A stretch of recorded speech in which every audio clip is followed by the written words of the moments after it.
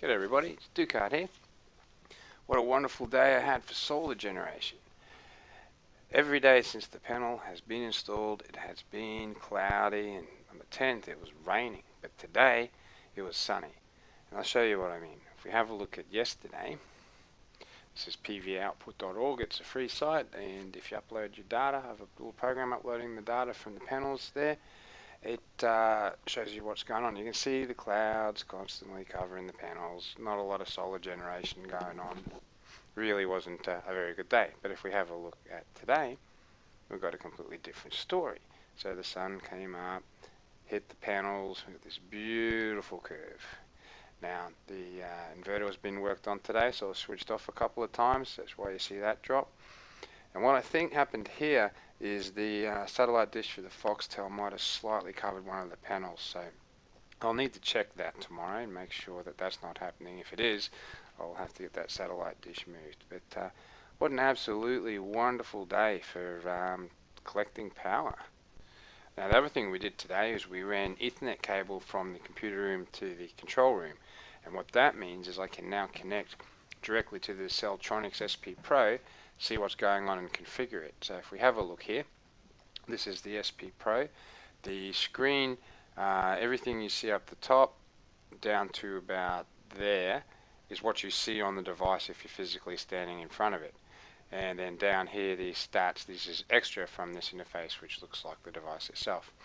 So this tells me I've got AC source, which is grid power. It's transferring into the house, and the house is the AC load. The inverter's on, meaning that it can charge the batteries and draw from the batteries, and it's not exporting because it's night time. It's charging the batteries from AC.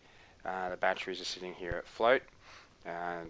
They've received 1.3 kilowatts today, kilowatt hours. I'm not sure if that's okay. I need to check. I might have a dead cell in that bank somewhere.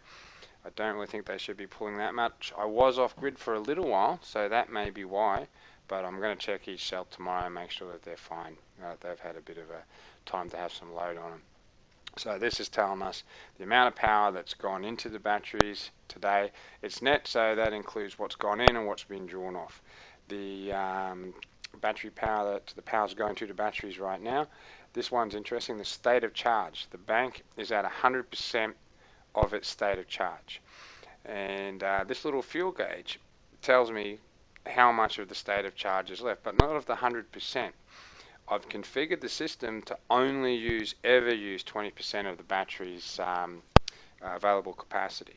So the maximum depth of discharge is 20%, as in it can only ever take 20% off the batteries before DC will switch off. So the batteries are at a float voltage of 54.4 volts. You see they're floating there, floating lights flashing.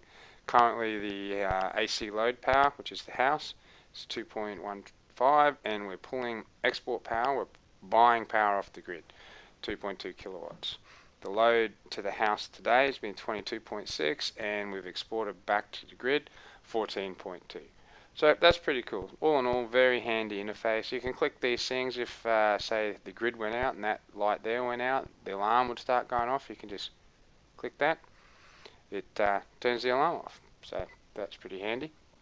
Now, in here you can actually configure this system. So along the top are the quick start, really important things. So the system is on grid. It's got grid tied. It has grid available to it. The other options are off grid altogether or in a mobile home or something. Wet cell, flooded batteries, 63 amps available of grid power. State of charge control is enabled. Now you can only really enable this accurately if you're not drawing directly off the batteries. All the power draw and all the charging have to go through the SP Pro, which is the command center of this system, and that is the case apart from the fans, but for the size of the system the fans are taking almost nothing. And the capacity of the bank is being configured at 2790 amps at 48 volts. There's nothing much I've changed in here, but the DC shutdown is pretty important. These I've left as standard. This is voltage based shutdown. So under load, if the bank hits 45.8, it's very, very flat. It will shut down. Under no load, say if you've just been gone on holidays for 6 months or something and they've just been discharging slowly, it'll shut it down there, and then it'll recover at 48 volts. I haven't changed that. That's really a catch-all. Because I have state of charge monitoring on now, I prefer this. So what it's saying is I can use 20% of the capacity of the batteries, and as soon as I start using the 21st percent, or as in eating through the last 80%, it'll just shut the DC down. The inverter lockout can be done here, but there's a better way to do it over in the AC source, which I'll show you in a minute. So we've got more we can configure in here. The batteries, just the overcharge limits. I don't have equalize turned on. Equalize is something it will do if it detects an anomaly in the batteries, very high voltage charge. That's actually going to cycle them, so I don't want to turn that on until I find out if I have a cell that's problematic. And in theory, you'd set that to equalize every, say, once a month, once or 2 months, whatever you want to do. And there's this thing here. They say don't change that unless you're smarter than Einstein, so I've left that where it's supposed to be. Well, that's what's the default. It's very configurable. This is your multi-stage charger. You can set the voltages for each stage, the amount of current you want to use, the maximum amount of time. I haven't changed any of that, and I probably won't. It seems to be working fine. So yeah, there's lots of things you can configure. Communications, the time, the beepers, all that sort of stuff. This one's quite interesting. This is where we can fire events out to the house, so we can actually see things like the batteries are fully charged, let's turn on the pool pump, or the batteries are getting low, let's turn on a light that says no computer games. So whatever you want to hook up for there, and just some other configuration options. But the really interesting thing is this section here, the AC source. Now the system supports a generator. It will automatically turn it on and off and run it via a schedule, but I don't have one of those, so I haven't gone into that.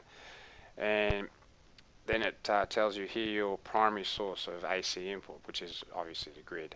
And here you're just setting your tolerances for voltage variations. I've left all that standard. Alternate sources are things like your generator. Don't have one, so I've left all that.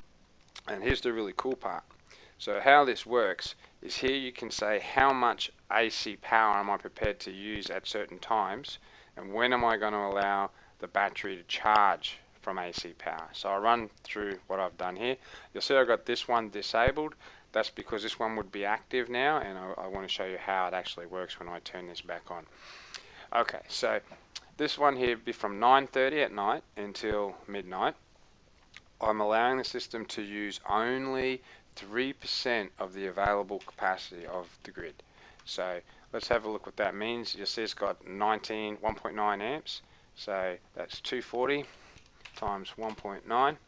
So 456 watts. So essentially I was aiming for half a kilowatt. So I've said between 9:30 and 11 at night, or midnight, it's allowed to pull half a kilowatt from the grid and the rest from the batteries. The reason I've done that is dinner's being cooked by this time. Everybody's sitting down watching TV, playing on their computers, watching YouTube, you know, the normal things. So there's still a reasonable load on the house. So for that reason I've decided I'll pull in half a kilowatt from the grid and the rest from the batteries. Now from midnight until 6:30 in the morning, batteries are providing all the power. Grid is turned off. That's the lowest load time of the house. It's a good time to have the grid off altogether. Now where there's no schedule covering a certain time period, that means it's 100% AC power coming in. So what I've said is that from 6:30 in the morning until 8:30 in the morning, and that's when the family have woken up, coffees are being made, toast is being cooked, hair dryers are being used, people getting ready to go to work, etc. That I want to use 100% grid power. And there's a good reason for that. There may have been an issue during the night. The batteries may be a bit low. That shouldn't be allowed to happen with this system, but just want to make sure everyone can get up, get underway, and not put a huge load on the batteries in the very unlikely chance that they got a problem. But the issue with that is it costs a lot of money to run from DC and then recharge from AC that you're buying, because you've got to buy more than you've saved. So what I've done is I've locked out the AC charger between 6:30 and 8:30, so we get full grid power, but the batteries will not be charged. Now, the reason also that I have done that is because you'll see that at about 8 o'clock, I'm now sitting at 2.5 kilowatts on a sunny day, and let's look at a less sunny day. Still at around that time, it was getting up to the point where the solar power can power the house pretty much, and there's enough, especially on a day like today. There's plenty to recharge the batteries there.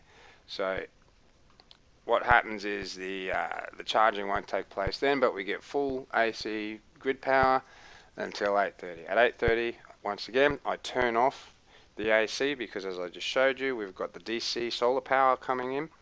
Now, what I've done is I've run that until 1 in the afternoon.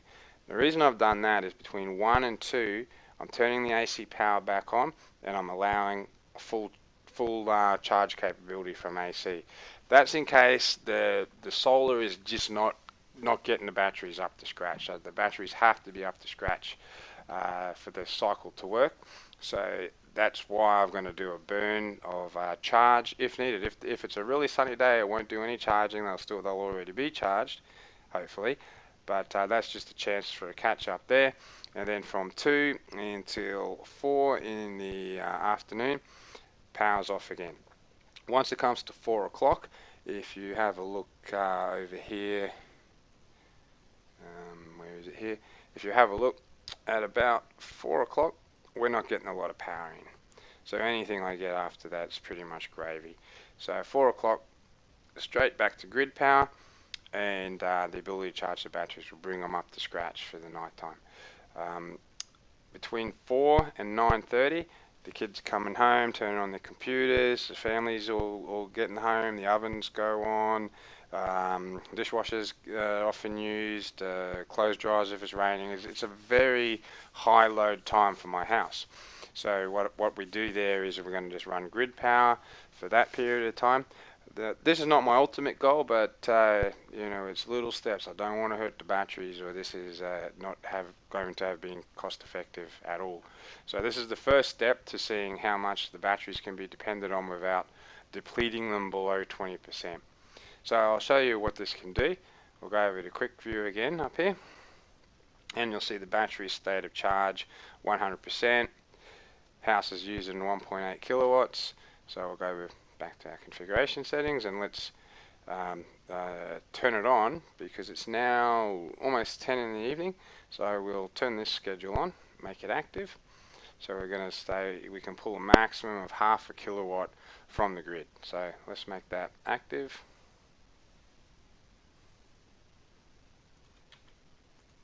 And it's going to push that up to the SP Pro.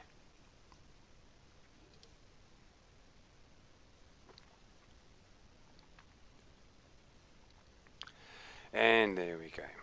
Give it a sec. Hit the quick view, and we'll see a change in behavior. So now you can see it's pulling 1.4 kilowatts from the battery and 0.45 kilowatts from the grid. The battery state of charge has come down by 0.9, and the voltage has dropped because the batteries are now under load. So there we have sort of like a compromise between using battery power when the load's still above a kilowatt into the AC load for the house. So we're using the two different sources. It just means it's going a little easier on the batteries for now, while I know the load's going to be a little bit higher. Okay, I'll show you what happens when you turn the power off altogether. So we'll change this to 0%. And what I really like about this is it shows you there in yellow what you've changed. So if you've changed a bunch of settings, you can review them before you go and commit them, because some very interesting things can happen if you do this wrong. So we'll put this setting up there, and I'll show you what happens when we do that. So this is saying we're allowed to use 0% grid power.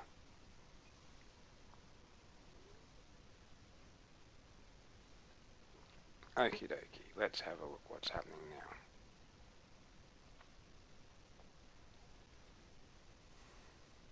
And there we go. So the grid, no grid power, a little bit of residual grid power there, but that's basically zero. And the entire house load is now coming off the batteries.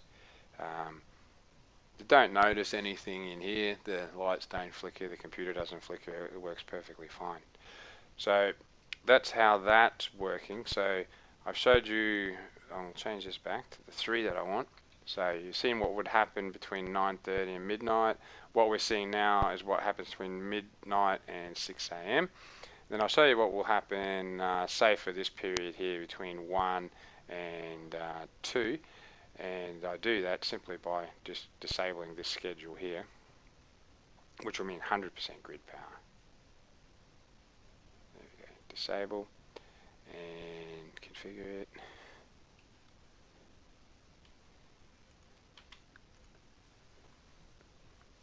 Up goes the config settings.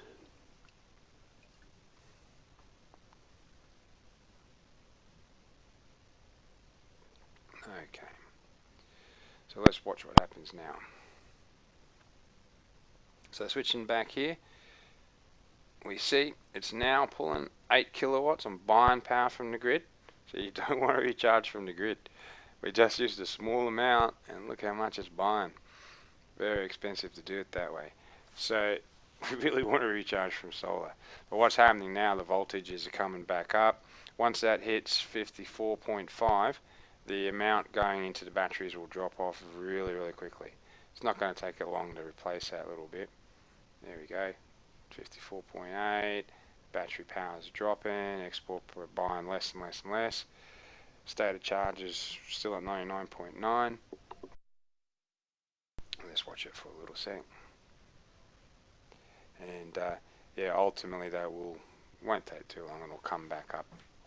It never got below float with that little test there. But once that gets down low enough, these will just jump back to 100 and it'll be like it never happened.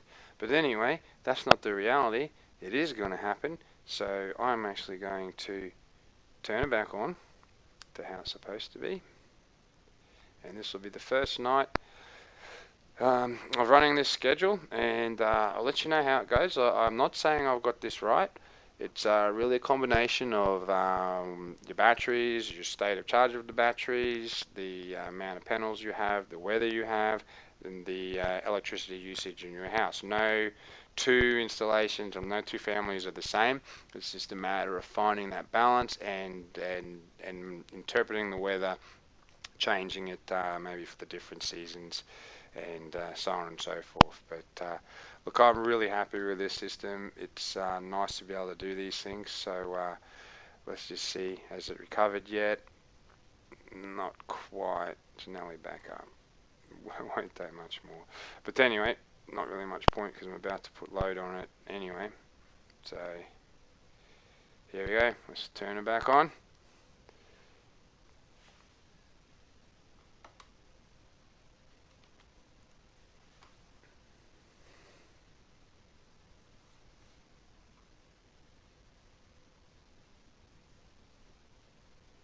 And up the settings go. There we go.